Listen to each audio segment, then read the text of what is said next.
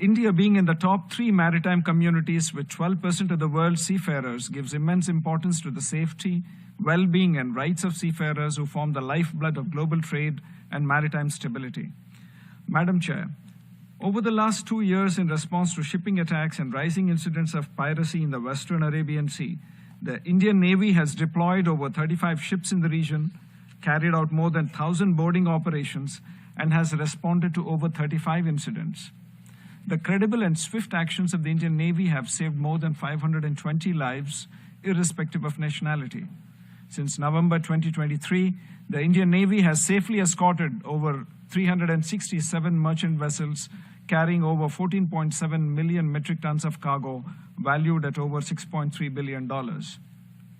India's decisive action in the liberation of MV Ruen from Somali pirates and the rescue of crew members demonstrated India's commitment to safeguarding seafarers, irrespective of their flag and nationality. Indian seafarers serving on the Marlin Luanda showed exceptional courage in the face of a missile attack in the Gulf of Aden and were recognized with the IMO Bravery Award, while the Indian Navy received an IMO commendation for this operation. India's Information Fusion Center in the Indian Ocean region, the IFCIOR, has strengthened real-time information exchange, while the Directorate General of Shipping, through the DG Com Center, has maintained round-the-clock crisis response cells and issued continuous advisories and coordinated with foreign maritime administrations for the safe passage of seafarers. I bring to kind attention of the Chair that IMO has added the IFCIOR as a key reporting center in the IMO Best Management Practices Maritime Security.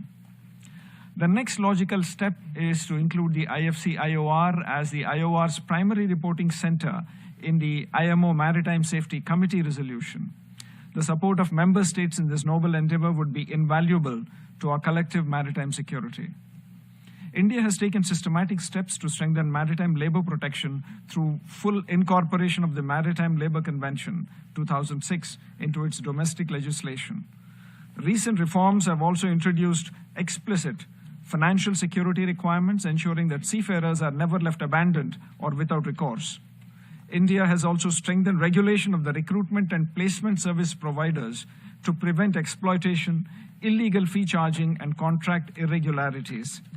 A 24 emergency helpline and grievance redressal system enabling timely support for seafarers in distress across the world has also been instituted.